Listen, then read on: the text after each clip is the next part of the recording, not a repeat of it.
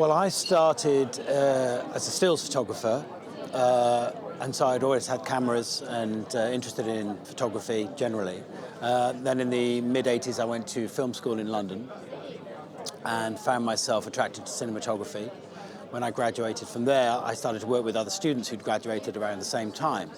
And so I gathered my experience very early and just accepted everything I could, learned on the job, as it were, and I've never really stopped. So I've been fortunate in that respect. But, you know, there are many paths in this industry. There's no right way and there's no wrong way.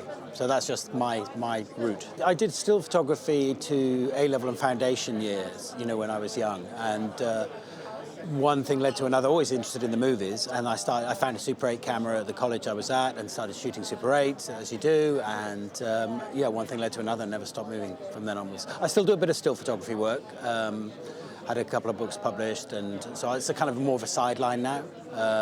So cinematography is my daytime job and stills is just a hobby. As a young, aspiring cinematographer, I think in the time that I was, you know, when I was younger, you know, it was all film-based, and so I think the opportunities then were very different from how they are now. So trying to extrapolate, you know, my experience to somebody young now is quite different, I think.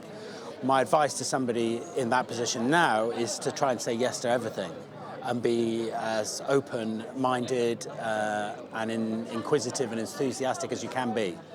Just never say no to a door that's open, you know, just go and explore whatever comes in front of you, yeah.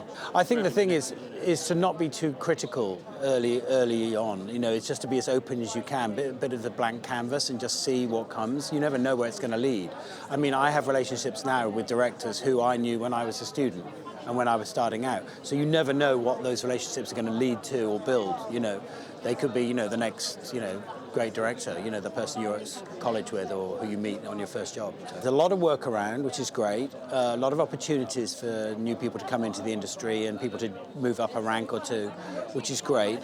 But I think there's a lot to be said for being patient, not overreaching yourself, be enthusiastic, but also be aware of your own needs. You know, you can be, people are demanding a lot of us, you know, and people at the end of the day driving home late, you know, packing up when everybody else is gone and then driving tired, all those things, all those health and safety issues I think are really key at the moment.